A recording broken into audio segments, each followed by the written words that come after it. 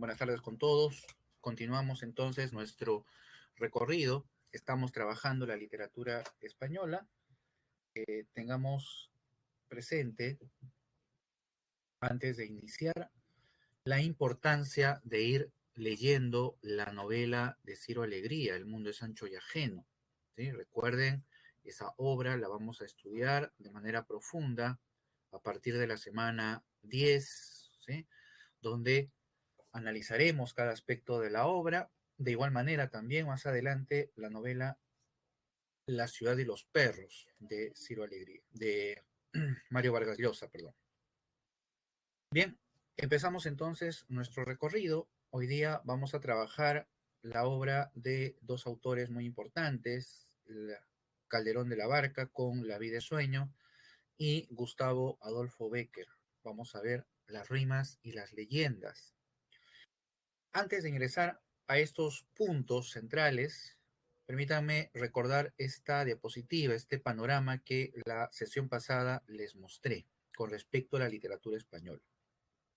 Recuerden que cualquier pregunta a través del chat importante para responderla inmediatamente. Lo que quería resaltar en este esquema que les había mostrado era el significado del siglo de oro. Esta etapa luminosa en la literatura española va a ser el eje, el centro gravitacional de toda la literatura española.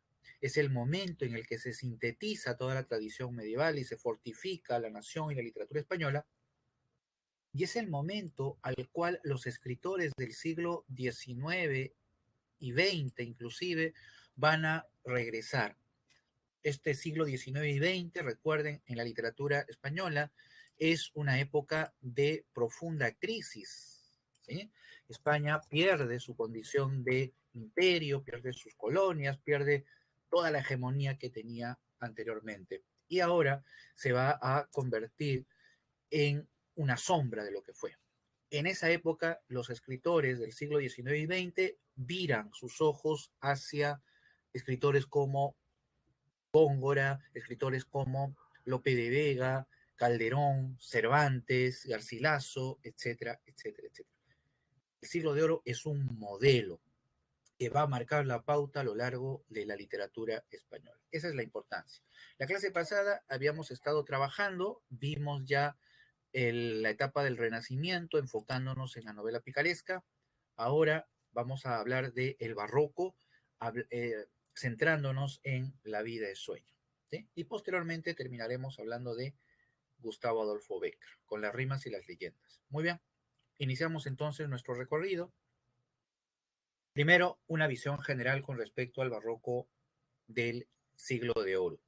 Recuerden, el barroco español se va a desarrollar a través de tres vertientes principalmente, ¿sí? La vertiente de la narrativa, que va a estar representada por Cervantes, la vertiente de la poesía o la lírica, que va a estar representada por Góngora, y la vertiente del género dramático, es decir, el teatro, que en esta ocasión la vamos a abordar a través de Calderón de la Barca. ¿Sí? Muy bien. Veamos características que van a distinguir el teatro barroco. Entre ellas, la más importante es esta fusión o esta mezcla de elementos trágicos y cómicos. Una explicación rapidísima. En la época antigua, desde la época antigua, clásica, la formación del género dramático se va a dar a través del teatro y a través de dos especies, la tragedia y la comedia, cada una con sus características. En la Edad Media prácticamente no hay mayor desarrollo en el teatro, sino hasta recién a inicios del Renacimiento y ya entrado el Barroco, el teatro se va a convertir en un gran centro, en un gran elemento en la evolución literaria. Pero en el siglo XVII, en el Barroco, recuerden ustedes, el Barroco como estilo tiene esta característica de fusionar elementos, de combinar de estas formas complejas y retorcidas y recargadas. Muy bien, el Barroco toma estos dos elementos clásicos y los mezcla. Tenemos la obra, la comedia barroca, donde los elementos trágicos y los elementos cómicos se mezclan. Por ejemplo, La vida es sueño, la obra de la cual vamos a hablar en un segundo. ¿Qué elementos trágicos tiene? Clarísimo, el destino funesto. la acción de Segismundo enfrentando a el hado, es decir, a ese destino que se le ha presagiado. ¿Y qué elemento cómico?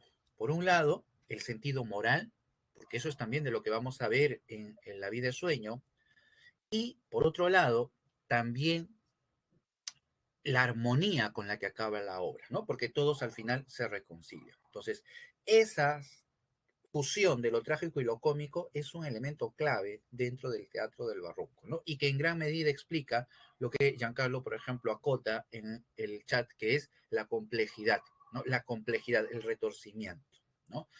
Muy bien. Otro elemento importante que distingue al teatro del barroco es el empleo del octosílabo. Ojo, el barroco español, el octosílabo. Recuerden, cuando hablábamos de Manrique, la clase pasada, con las coplas, hablamos también del octosílabo y subrayábamos ahí cómo este tipo de verso tiene orígenes en la tradición popular española. Entonces, hablar de octosílabo es penetrar en las entrañas mismas del origen de la lírica española. Entonces, la presencia del octosílabo en el teatro barroco, sobre todo en el de Calderón, es muy significativo en ese sentido, pues cierra los vínculos con la tradición popular. Otro rasgo que también va a marcar en ese sentido al teatro del barroco es las fuentes de donde toman las historias, ¿no? Los temas. Estamos hablando de la tradición española, la historia española. Claro, todo barroco, tanto en España como en Inglaterra, por ejemplo, una de las fuentes básicas es la mitología latina. Eso también va a estar presente, ¿verdad? Pero en el caso de España, del barroco español, una de las fuentes básicas va a ser la historia española, la tradición española. Y cabe mencionar en este punto la aparición de los llamados corrales de comedia. ¿Por qué es importante mencionar este aspecto de los corrales de comedia? Porque van a ser la base del teatro moderno. Recuerden, cuando hablábamos nosotros del teatro griego, ¿cómo configurábamos ese espacio? Teníamos un escenario. Delante del escenario, recordarán ustedes, estaba la orquesta, que era el lugar donde se ubicaba el coro, y delante de todo estaba el auditorio, que eran pues las graderías, ¿sí? Donde se ubicaba el público. Esa era la disposición del teatro griego. Los corrales de comedia que se van a desarrollar en el barroco, sobre todo, tienen una disposición semejante, pero con importantes diferencias. Ustedes pueden observar en esta imagen, por ejemplo, identificar el escenario, ¿no? Y, y también podemos identificar estos espacios, que es esta planicie, donde se ubica también el público, y al costado están los balcones, desde los cuales también se observa la escenificación. Esta distribución que tiene su origen en la manera como se componían estos teatros, ¿ya? En sus orígenes estos teatros se montaban en la calle, ¿no? Así como hoy en día cuando arman su fiesta, ¿no? En las calles, igual, ¿no? Cerraban la calle, ponían en un lado el escenario y entonces teníamos la planicie y teníamos los balcones. Esta disposición marca también una distinción social, ¿no? Dentro de llano se ubicaba la gente popular o vulgar y dentro del espacio de los balcones se ubicaba pues la nobleza, ¿sí? Ray hace una observación en el chat, dice, habían corrales populares y cortesanos. Sí, se puede señalar que sí, en tanto eh, la manera en la que se componían, ¿sí? Habían, en los orígenes, sobre todo el corral de comedia, se va a construir como lo estaba señalando hace un momento, ¿no? Es decir, era improvisado, ¿no? En la calle misma se cerraban, se ponían ahí los ambientes, etcétera. Luego, a partir de ese ambiente, se fue diseñando ya un espacio específico de la representación dramática, ¿no? Que va a ser ya el teatro, construido para la representación, pero siguiendo el modelo de los orígenes del corral de comedia, ¿no? Hoy en día, cuando ustedes van al teatro o vayan al teatro, van a observar que tiene esa disposición, ¿no? El teatro, digamos, moderno, el teatro clásico, ¿no? Tiene esa disposición, el teatro tradicional, ¿no? Tiene esa disposición, ¿no? De los palcos y arriba tiene las, los balcones, ¿no? Muy bien. Entonces, estos son los elementos que podemos distinguir en líneas generales que van a ir diferenciando el teatro barroco español. Ahora, profundizando un poco más, distinguimos dos vertientes del teatro barroco, el popular y el cortesano. En el teatro popular vamos a identificar nosotros a Lope de Vega, en el teatro cortesano a Calderón, el autor del cual vamos a hablar. De López de Vega no vamos a hablar más porque no lo pide el temario, así que lo dejamos ahí tranquilo. Vamos a hablar entonces ahora del teatro cortesano. Características muy puntuales. Básicamente podemos señalar dos aspectos centrales en el teatro cortesano. Uno, el público, recuerden, en el teatro cortesano es un público que está marcado por la nobleza, los clérigos, es decir, la corte. En cambio, en el teatro popular lo que encontramos nosotros es el público vulgar, es decir, un público no instruido.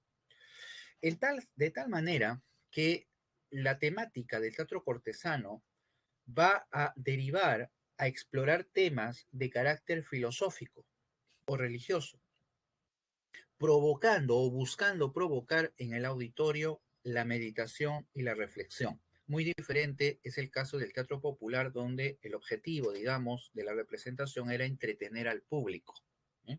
En el caso del teatro cortesano, lo que se buscaba, repito, era la reflexión, la meditación del auditorio, debido a los temas, ¿no?, que va a abordar. En el caso de La vida es sueño, recuerden, el tema tiene que ver con un tema filosófico, ¿no? La manera como el personaje se angustia de saber si lo que está viviendo es un sueño o no. Tiene que ver con el conocimiento, tiene que ver con nuestra percepción. Debido a esos temas y a la complejidad, se recurre a un lenguaje que ya nosotros hemos identificado en otro autor, recordarán ustedes, el lenguaje alegórico. Estamos hablando de Dante, ¿recuerdan? Cuando hablábamos de Dante, también ahí puntualizábamos la importancia de la alegoría. ¿Por qué? Porque a Dante le servía para poder explicar conceptos complejos a un público cotidiano. De la misma manera aquí, la alegoría va a ser un rasgo que va a distinguir el teatro cortesano y podemos interpretarlo debido a la temática que va a desarrollar, ¿no? En La vida es sueño podemos, por ejemplo, poner como una muestra el encierro de Segismundo, ¿no? La celda donde se encuentra Segismundo viene a ser una alegoría de el pecado original, ¿no? La idea de que la celda donde está Segismundo es el vientre de la madre, y Segismundo es el símbolo del ser que todavía no nace, pero que aún así, sin nacer, ya está sufriendo los castigos por un hecho que él no ha cometido. Entonces, a través de esas alegorías, repito, el teatro cortesano va expresando conceptos que tienen que ver con lo filosófico y también con lo religioso, ¿no?, que es también el ámbito por donde se va a desplazar. Muy bien. Entonces, estas son las características generales que podemos identificar con respecto a el teatro barroco español. Recuerden, si tienen alguna pregunta, alguna duda, a través del chat siempre es importante. Veamos ahora a Calderón de la Barca, que es el autor representativo del teatro cortesano. De él nos piden a nosotros trabajar La vida es sueño. La vida es sueño. Antes, sin embargo, es bueno marcar una diferencia entre las comedias y los autos sacramentales, que son parte de la obra de Calderón de la Barca. Ambas formas pertenecen al teatro, es decir, son formas de representación dramática.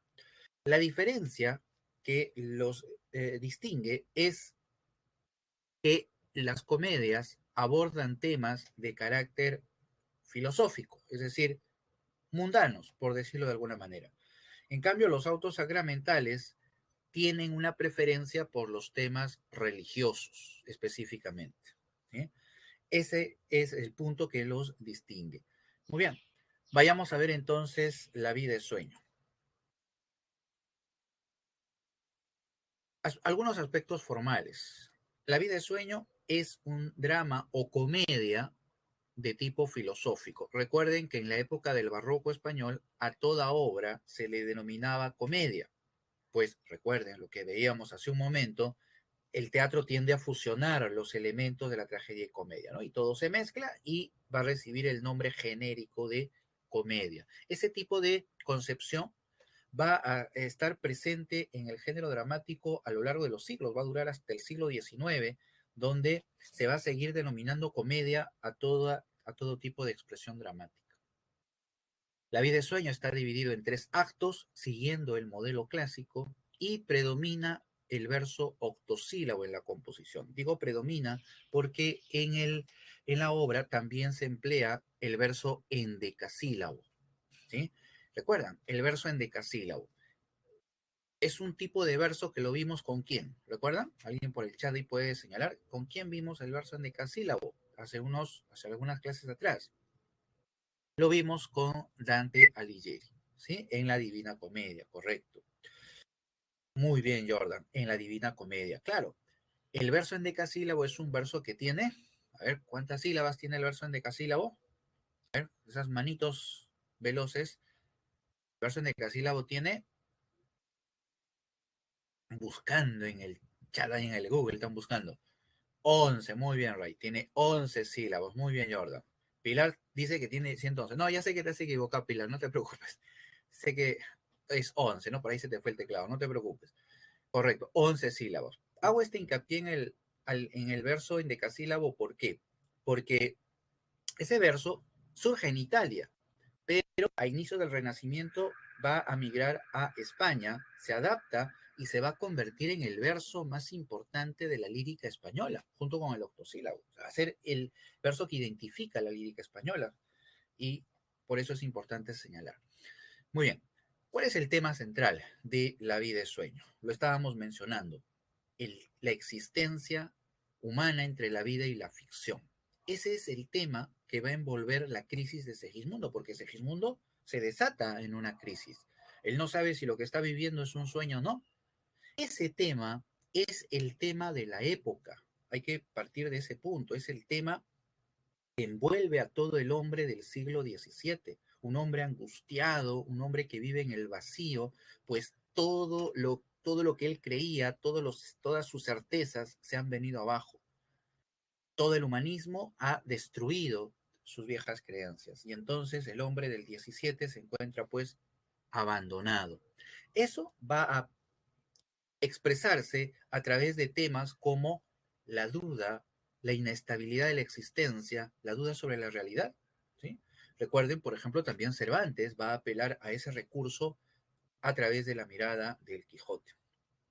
Pero lo que va a marcarnos como gran diferencia la vida es sueño es el otro gran tema que también nos va a presentar, la libertad, ¿sí? Como tema. Ahora, la libertad aquí hay que entenderlo no simplemente como eh, la liberación o el desprendimiento de cualquier atadura, no, sino hay que entenderla sobre todo desde un punto de vista moral, es decir, estamos hablando de el libre albedrío, la libertad del ser humano de decidir con respecto a sus acciones, entre el bien y el mal. Ese es el libre albedrío, ¿sí? La decisión del ser humano, la libertad. Eso es a lo que va a aspirar Segismundo. Cuando Segismundo habla, más adelante vamos a citar, cuando él habla sobre la libertad, está hablando de salir de sus prisiones, de sus cadenas, es verdad, pero aún no se da cuenta de la auténtica libertad, que es la decisión del ser humano, que eso es lo que más adelante él se dará cuenta. Muy bien, visto estos temas, vamos a recordar brevemente algunos aspectos de la obra, ¿sí? Así que nos vamos a acercar a trabajar el argumento, ¿sí? Para recordar, repito, algunos aspectos importantes de la vida de sueño. Los hechos de la vida de sueño ocurren en Polonia. Hasta ahí justo esa observación que hace Ray es también importante, ¿no? Segismundo va a ser este emblema del hombre creando su propio destino. Es la idea del antropocentrismo. Pues justo de eso vamos a hablar al final, enfatizando ese aspecto. Bien, Ray. La historia se desarrolla en Polonia. Hasta ahí llegan Rosaura y Clarín, moscovitas que han viajado hasta Polonia buscando a Astolfo, el duque de Moscovia. ¿Por qué? Rosaura ha sido deshonrada y va en búsqueda de Astolfo. Astolfo le había prometido el matrimonio, pero ahora se fue, viajó hasta Polonia, Astolfo, para casarse con Estrella. Estrella es la heredera del rey Basilio. En ese sentido, Astolfo está aspirando a la corona de Polonia. Rosaura viaja llevando consigo, ¿sí?, una espada que le permitirá, ¿sí?, ingresar a la corte. Lo que encontramos ahí, en esa imagen de Rosaura, es un secreto. La madre de Rosaura le ha dado a ella esa espada diciéndole que la muestre a cualquier noble que se tope y esa espada le abrirá los caminos, dijo la madre de Rosaura. Ahora, lo que Rosaura no sabe es que esa espada es la espada de su padre. Cuando llega Rosaura al castillo, con quien primero se va a topar es con Segismundo. Segismundo se encuentra encerrado en la torre externa al castillo. Cuando llega Rosaura, Segismundo se está quejando precisamente de su encierro. Es el primer monólogo de Segismundo, el también llamado monólogo de la libertad, donde lo que exige Segismundo es precisamente que se caigan las barreras y él ser liberado. Y reniega, ¿no? Esencialmente él se queja de Dios, ¿no? ¿Por qué no tiene, cualquier ser tiene más libertad que yo? Dice, ¿no? Cito un fragmento. Segismundo dice, nace el ave y con las galas que le dan belleza suma, apenas es flor de pluma o ramillete con alas, cuando las etéreas alas corta con velocidad, negándose a la piedad del nido que deja en calma, y teniendo yo más alma, tengo menos libertad. Se queja, ¿no? De que las aves son, eh, eh, eh, eh, de que las aves abandonan el nido, ¿no? De que no tienen sentimientos. Y él, a pesar de ser más humano, dice, no tiene libertad. ¿Por qué? Es su queja hacia Dios. En ese momento aparece Rosaura, Segismundo se da cuenta de su presencia y ahí aparece Clotaldo. Clotaldo es el encargado por el rey Basilio de cuidar a Segismundo y no solamente de darle de comer y demás, sino de velar porque nadie conozca de la existencia de Segismundo. Aquel que lo conociera, dice Basilio, debe de morir. Entonces la orden es que Clotaldo mate pues a Clarín y a Rosaura. Pero en el momento en el que los toma prisioneros, Rosaura le muestra la espada que su madre, Violante, le había dado. Clotaldo se queda estupefacto porque reconoce la espada que tiene. Es su espada. Y en ese momento entonces Clotaldo llega a entender que está delante de su hijo. Ahí una pequeña observación. Recuerden, Rosaura cuando llega al castillo lo hace disfrazada de hombre, ¿sí? Tiene toda la indumentaria de un caballero. Ha viajado disfrazada. Entonces cuando Clotaldo la mira por primera vez, no sabe que es una mujer, piensa que es un hombre y por eso cree que es su hijo. ¿Qué hacer? Dice Clotaldo. No cumple, le es fiel al rey y cumple la orden o protege a su hijo.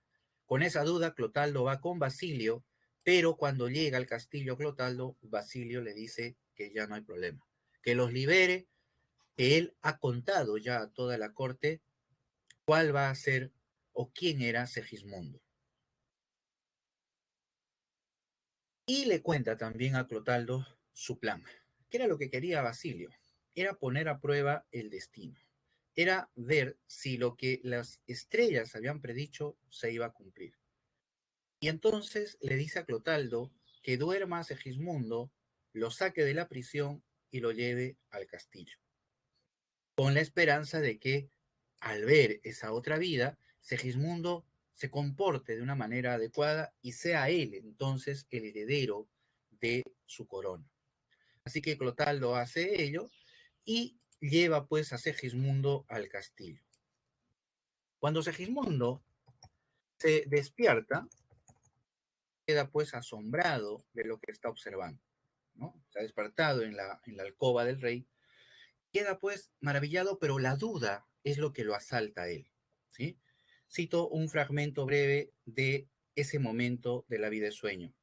Se despierta Segismundo, está rodeado de todas las galas y dice, Ay, mísero de mí, ay, infelice, apurar cielos pretendo, ya que me tratáis así. ¿Qué delito cometí? Ay, otra vez, me puse a leer, perdón, la otra escena. Este es el momento. Segismundo dice, válgame el cielo que veo, válgame el cielo que miro, con poco espanto lo admiro, con mucha duda lo creo. Yo en palacios suntuosos, yo entre telas y brocados, yo cercados de criados tan lúcidos y briosos, yo despertar de dormir en lecho tan excelente. Segismundo, claro, en ese momento, Segismundo, ¿ya?, se despierta y empieza a sorprenderse de lo que ve. Ahí es cuando llega Clotaldo y le dice a Segismundo toda la verdad. Le dice que él estuvo encerrado, que ahora el rey lo ha traído, que él es el príncipe. Eso, en vez de apaciguar a Segismundo, va a desatar, por el contrario, una cólera en él. Lleno de furia y de venganza, Segismundo atentará contra Clotaldo, intentará ahorcarlo, se enfrentará a Astolfo, será agresivo con Rosaura y Estrella. En ese momento se muestra esa imagen híbrida del personaje de Segismundo, porque ese es el símbolo de este personaje en la obra, esa mezcla de hombre y animal, esa hibridez, esa ambigüedad típica con la que juega el barroco. El Segismundo se define entonces como un hombre y como un animal. Basilio, al ver lo que está sucediendo con Segismundo, decide nuevamente encerrarlo y ordena a Clotaldo dormirlo y enviarlo nuevamente a la prisión. Cosa que sucede. Y cuando Segismundo se despierta en la prisión, se queda sorprendido. Es ese momento donde Segismundo no sabe lo que está pasando. Queda contrariado. Es ese momento cuando él no sabe si lo que está viviendo es un sueño o no. Quisiera con ustedes compartir un pequeño fragmento de la representación de esta obra, precisamente en ese momento cuando Segismundo se encuentra en esa crisis, en esa duda. Son 2 minutos de este video, pero es el momento cumbre de toda la obra. Así que vamos a ver a Segismundo.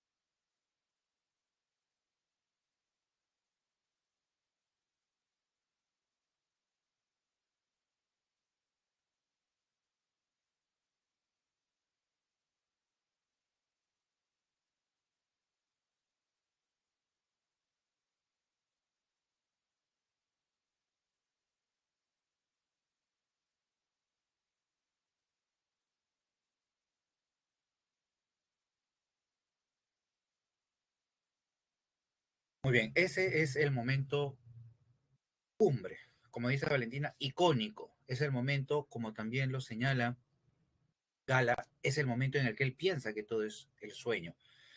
Si les ha gustado este fragmento, les voy a compartir un enlace, pero para que lo miren después, ¿ya? No sean malos. Es un enlace donde pueden ver la obra casi completa, ¿ya? La representación que hizo la televisión española de La vida es sueño. Digo casi completa porque hay algunos fragmentos que han eliminado por una cuestión seguramente de divulgación, ¿ya? Pero lo que queda es fiel al original. Entonces es una buena manera de acercarnos a la obra, ¿sí? Así que después de la clase, después del almuerzo, como fin de semana, pueden pues ver un momento esa obra, les va a gustar sin duda. Bien, sigamos nuestro recorrido. Entonces, en ese momento ingresa a la prisión una multitud, es el pueblo, que viene a liberar a Segismundo. Y lo sacan de la prisión. El pueblo se ha enterado de que el rey Basilio tiene un hijo y desean deponer al rey y poner a Segismundo como ahora como monarca. ¿Por qué? Porque no quieren a Astolfo en la corona. Cuando Segismundo sale de la prisión, simbólicamente ahí estamos hablando de la liberación del personaje, ¿no? Se libera, pero no se libera de la duda. Segismundo sigue con la misma incógnita, no sabe si lo que está viviendo es un sueño o es la realidad. Segismundo lanza una frase en plena salida cuando dice, por favor, si estoy soñando no me despierten y si estoy despierto, por favor no me duerman. Sin embargo, ese es el momento también de la reflexión y el momento donde Segismundo se da cuenta de la auténtica libertad. La libertad no es la que tumba las barreras, no es la que tumba o rompe las cadenas, sino la libertad está en la decisión del ser humano. Esa es la auténtica libertad, el libre albedrío. Segismundo concluye este momento cuando al final afirma, y parafraseo, dice Segismundo, nunca vamos a saber si lo que el hombre está viviendo es un sueño o no. ¿Y para qué entonces angustiarse? Si lo único verdadero es lo que hacemos y las decisiones que tomamos. En ese sentido, para Segismundo el camino real no es descubrir si lo que estamos viviendo es un sueño o no, no, es hacer el bien simplemente, es hacer las cosas correctas. Esa es la decisión auténtica del ser humano.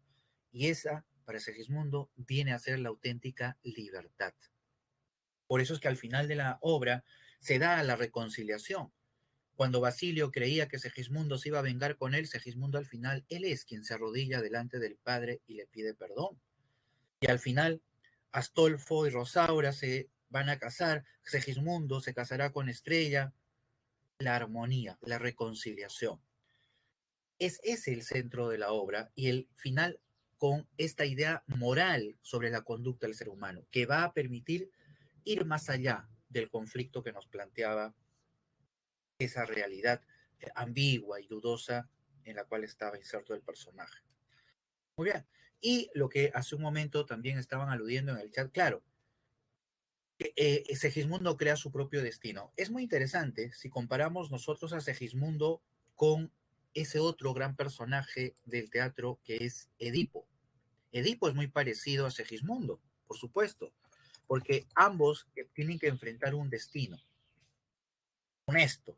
Sin embargo, Edipo es castigado porque va a afrentar a los dioses y los dioses son insobornables. En cambio, aquí, en esta época moderna, antropocentrista, el hombre, Segismundo, toma la decisión de su destino y lo transforma. Eso es lo que va a distinguir dos grandes épocas a través de estos dos grandes personajes. Muy bien, hasta aquí queda mi exposición sobre la vida y sueño. Vamos entonces ahora a la siguiente etapa. ¿Sí? No sé si tienen ustedes alguna pregunta, alguna duda para ir ahora a trabajar lo que corresponde al romanticismo español. Bien, seguimos adelante entonces. Vamos a trabajar primero las características generales del romanticismo español. Primero, que quede claro lo que habíamos estado señalando hace unos momentos. El romanticismo español se ubica en el siglo XIX en una época de crisis en el mundo español. Además, el romanticismo llega muy tarde a España. Recordarán ustedes que el romanticismo surge a fines del XVIII y se expande en la primera mitad del siglo XIX. Bien, en España el romanticismo llega recién a mediados del siglo XIX y tiene un periodo muy corto, porque de ahí luego viene el realismo, el naturalismo y desaparece. Sin embargo, el romanticismo va a calar en la literatura española y va a estar representado por los rasgos que ya habíamos estado mencionando nosotros hace algunas sesiones, ¿no? La libertad, el culto al yo, el idealismo, es decir, el subjetivismo romántico. Sin embargo, en el caso del romanticismo español, se van a enfatizar algunos aspectos que le van a dar ese distintivo al romanticismo español. La valoración de lo histórico, la exaltación del paisaje, la atracción por lo popular y lo cotidiano, que es lo que va a marcar el romanticismo y va a distinguir el romanticismo español. De ahí el tono, eh, eh, eh, de ahí el tono costumbrista que va a tener en gran medida el romanticismo español. Giancarlo hace una pregunta dice, ¿la literatura de la emancipación tiene rasgos románticos? Claro, te estás refiriendo a la emancipación hispanoamericana, ¿no? Específicamente quizá la peruana. Eh, Voy a responder eh, de la siguiente manera. El romanticismo, entiéndanlo, es una época, ¿ah? Es una época. Lo estudiamos, lo podemos estudiar como una vertiente literaria o como una vertiente estética, ¿ya? Pero es en sí una época que entraña no solamente el arte, sino también todo lo que concierne a la cultura, todo lo que concierne al conocimiento, etcétera. Entonces, en ese sentido, podemos incluir dentro de esa mirada o de esa época romántica los movimientos emancipatorios. Sí, podríamos hacerlo, en el sentido de que comparten esos idealismos, ese espíritu de libertad. Sí, se podría hacer. Y es por eso que, por ejemplo, permítanme este salto gimnástico, es por eso que Mariano Melgar es considerado como un precursor del romanticismo, mejor entender, y se puede encontrar en Mariano Melgar, ¿sí? Poeta que muere en 1815, se puede encontrar rasgos románticos, mejor entender, porque el romanticismo es una época en realidad, no es simplemente una corriente, no es un estilo, no es algo menor, es una época. En ese sentido, sí se puede identificar esos elementos, pero ahí hay que distinguir. En su momento haremos la distinción respectiva. ¿Ah? El periodo de la emancipación tiene como preponderancia en el caso de la literatura peruana la estética del neoclásico. Lo vamos a ver con Mariano Melgar. Ahí vamos a profundizar sobre todo cuando hablemos de los yarabíes. ¿Sí? Ahora, regresemos a nuestro tema. Entonces, para sintetizar este punto, el romanticismo español enfatiza el aspecto de el pasado, lo legendario, lo popular, ¿sí? Ese es el rasgo que va a destacar sobre todo en el romanticismo español. Muy bien, un rasgo que es importante mencionar ahora, pero que forma parte del romanticismo universal, es el denominado angustia metafísica. ¿Qué es la angustia metafísica? La idea es muy concreta. Recuerden ustedes que el romanticismo surge como una forma de rechazo a el racionalismo, ¿sí? La razón, ¿sí? La ciencia, la razón, todo ello es rechazado por el romanticismo. Ahora, recuerden, razón, racionalismo es representado por la imagen de la luz, siglo de las luces, la ilustración, ¿no? De ahí viene. Entonces, como el romántico se opone al racionalismo, va a buscar un ámbito alejado de la razón, la ciencia y lo demás. Y ese ámbito lo va a representar metafóricamente con la imagen opuesta a la luz, la sombra, la oscuridad, lo desconocido, lo misterioso, lo sobrenatural. Y es por eso que en esta vertiente, porque es una vertiente, es una línea del romanticismo, la literatura va a abocarse a desarrollar temas como lo macabro, repito, lo sobrenatural, lo misterioso, el terror, el miedo. Ahí nace la novela de terror. ¿Cuántos de ustedes, díganme, no han leído a Edgar Allan Poe? El gato negro, el corazón de la torre, el pozo y el péndulo. Si no lo han leído, hoy tienen que leerlo, no hay excusa, tienen internet. ¿Sí? esos textos de Edgar Allan Poe son un ejemplo de esta vertiente, ¿sí? Del romanticismo. Claro, muy bien, Valentina. Entonces, ese es un rasgo muy importante que hay que destacar en el romanticismo. Bien, precisamente acá tenemos la rima número 4 de Gustavo Adolfo Bécquer. ¿Qué nos puede servir para ver de manera ilustrativa estos rasgos que estamos mencionando, ¿no? El carácter subjetivista, idealizador del romanticismo y también esa angustia metafísica. Leamos, por ejemplo, esta primera estrofa del poema. Fíjense, ahí Bécquer delimita, traza una línea. Dice, no digáis que agotado su tesoro, de asuntos faltas enmudeció la lira. Podrá no haber poetas, pero siempre habrá poesía. ¿Qué hace Bécquer ahí? Traza la línea. Recuerden ustedes a Platón, ¿no? El mundo de las ideas, ¿sí? Y el mundo sensible. Ese mundo sensible es el mundo de la realidad, el mundo de lo concreto, el mundo material. En ese sentido, ¿sí? El mundo espiritual y el mundo material se contraponen. Pero recuerden ustedes, para Platón, el mundo sensible era lo que en realidad no existía, era una ilusión simplemente. Lo auténtico, lo real, lo trascendente, viene a ser el mundo de las ideas. Ese es el mundo al cual se está refiriendo Bécquer. La poesía sobrevive al poeta porque el poeta es algo caduco, es algo material. Y en cambio, la poesía trasciende. ¿Por qué? Porque es una idea, porque es un espíritu. El poeta se va a este mundo metafísico. En ese punto es donde nos acercamos a la angustia metafísica. Fíjense lo que dice Bécquer en esta estrofa. Dice, mientras la ciencia descubrir no alcance las fuerzas de la vida, y en el mar o en el cielo haya un abismo que al cálculo resista, mientras la humanidad siempre avanzando no sepa do camina, mientras haya un misterio para el hombre, habrá poesía, dice. Está clarísimo. ¿Sí? Cómo va ubicando ese ámbito al cual aspira de la poesía en un espacio totalmente alejado de lo racional, de la ciencia, de la luz, ¿no? Entonces hay esa atracción del romántico siempre por lo desconocido, por querer capturar, por querer acercarse a ese mundo desconocido. Ya que estamos hablando de ese tema y para cerrar, recuerden esa hermosa novela Frankenstein, el doctor Frankenstein. ¿Qué quiere hacer el doctor Frankenstein? Es un científico, racionalista, pero ¿qué quiere hacer? Quiere capturar la vida, ¿sí? Y para hacerlo tiene que ir más allá de lo físico, tiene que ir a lo metafísico, a lo espiritual, a la trascendencia. ¿Y qué es lo que hace? Un monstruo, crea un monstruo, la imagen del terror. El misterio se expresa a través del miedo.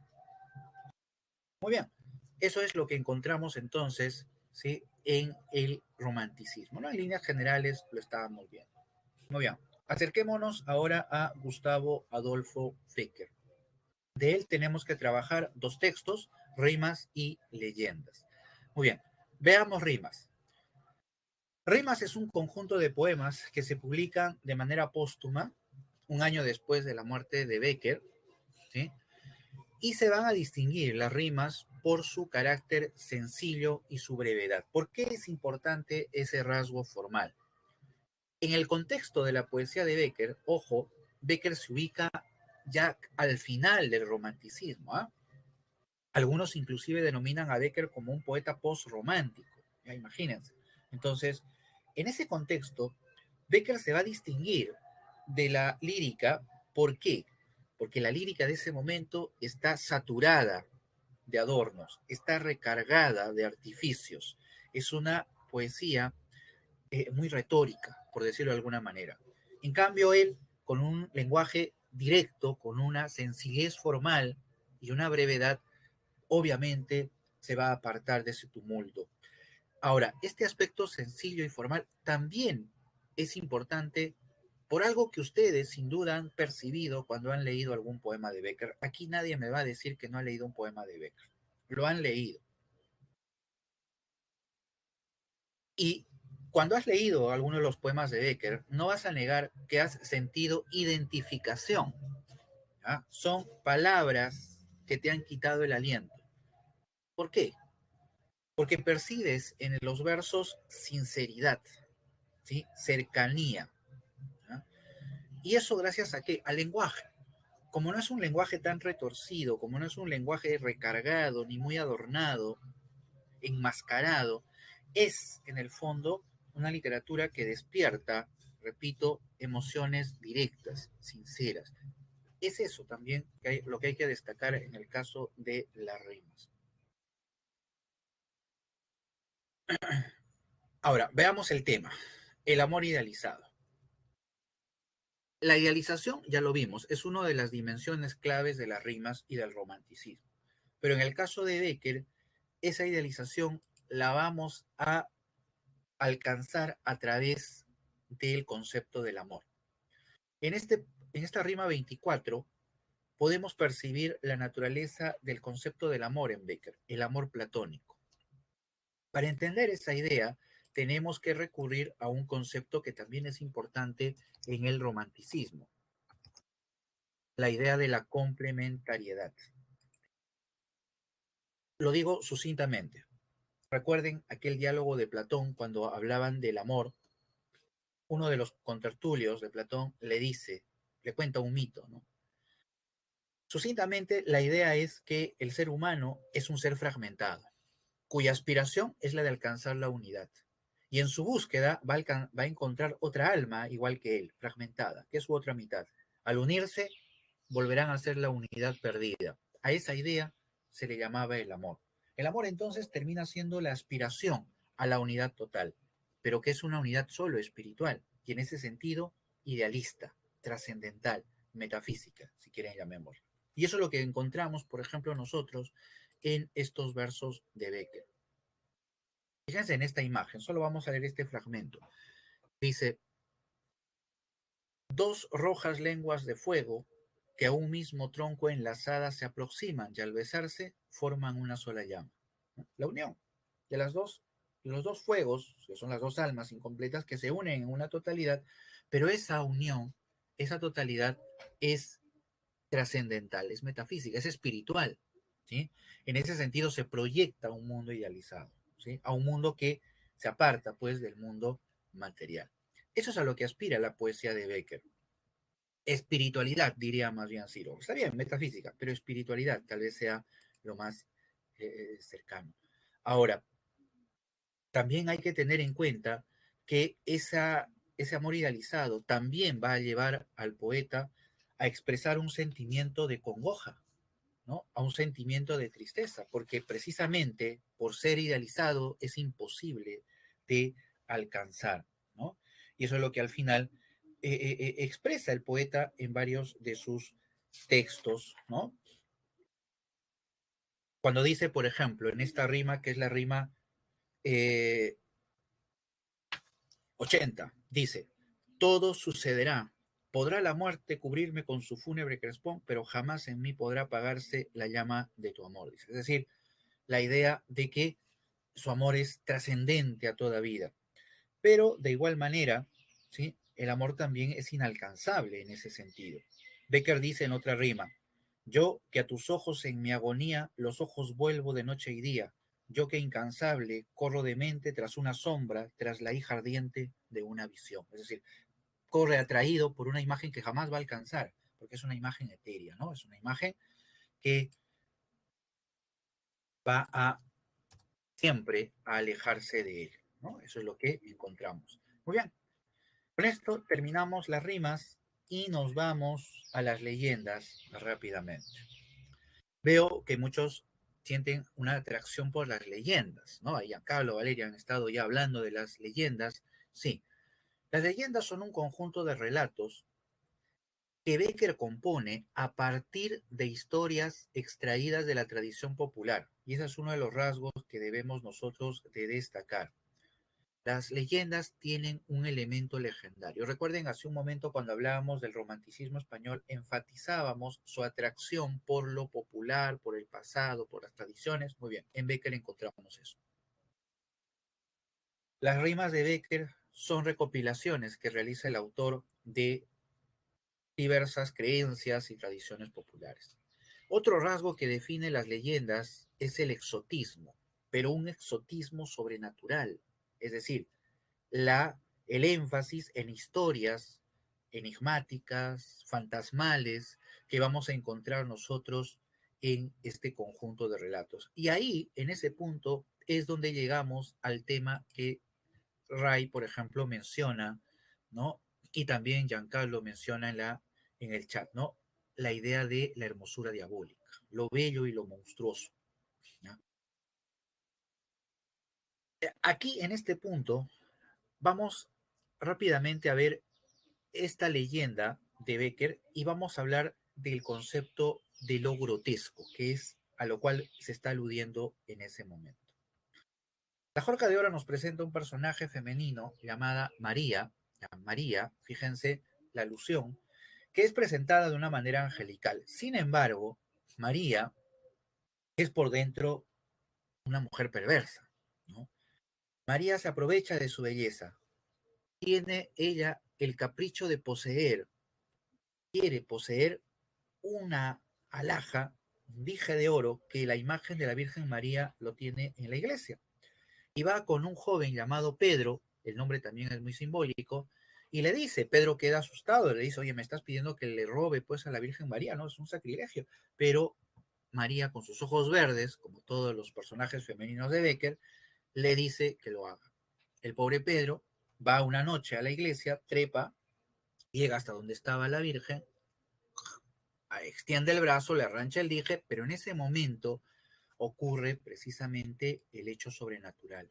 Las imágenes de la iglesia voltean, lo miran, se acercan hacia él, el hombre se trastorna, las alucinaciones, se desvanece y cae desde gran altura. A la mañana siguiente, la joven luce feliz, el dije, y el joven ha enloquecido totalmente. Esa imagen que está representada por María en esta leyenda es un ejemplo de la llamada estética de lo grotesco, que es una de las líneas o uno de los rasgos distintivos del romanticismo. ¿Qué es la estética de lo grotesco? Para entenderla, hay que distinguirla de la estética clásica.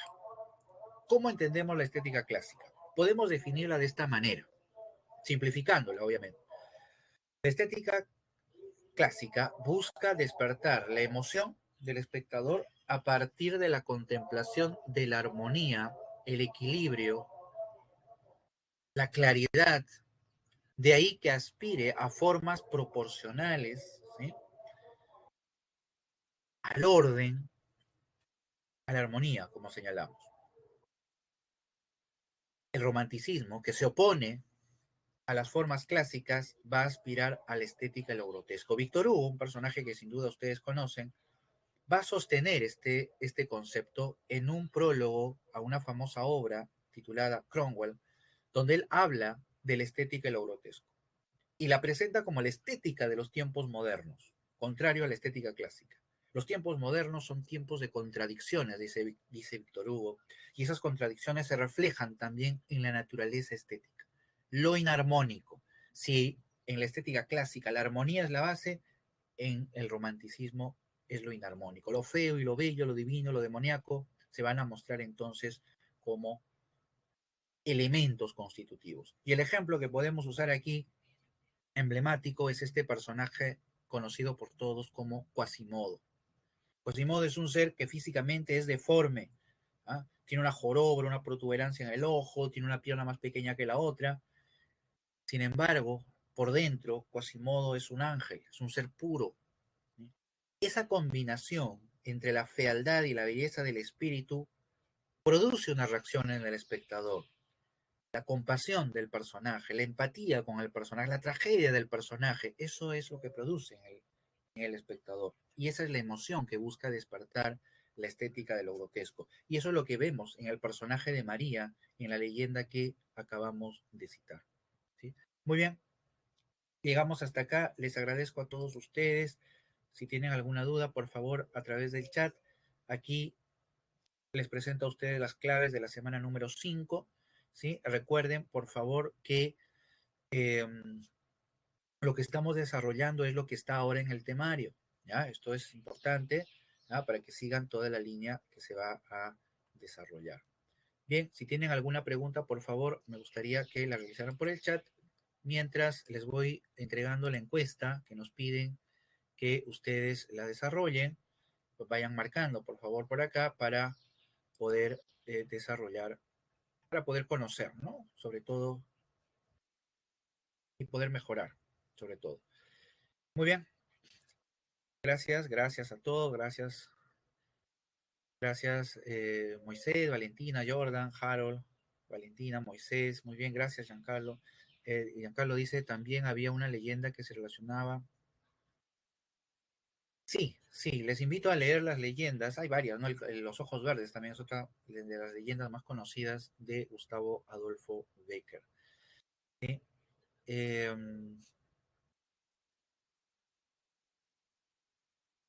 Muy bien, muy bien, ya, muy bien, gracias, gracias. Sí, sí, dejaré bendición. No sé si me están hablando de modo denotativo o connotativo. No sé, ya creo que se refieren al examen seguramente, ¿no? Mis bendiciones para el examen. Bueno, sí, ya les entendí. Eso yo decía, pero qué tan... Ya, está bien. Claro, solamente una cuestión, ¿ah? Por ahí he visto ya que el examen se ha pospuesto, ¿no? Lo van a tomar, creo, el siguiente domingo, así que todo con calma, pero recuerden que es de todos modos hasta la semana 4, de todos modos, así que siempre con calma. Recuerden que ustedes, juntos con la PRE, están siendo pioneros del examen virtual, ¿sí? Así que a ponerle mucho ánimo, que todo va a salir muy bien. Muy bien, con mis bendiciones a ustedes, ¿sí? Me despido.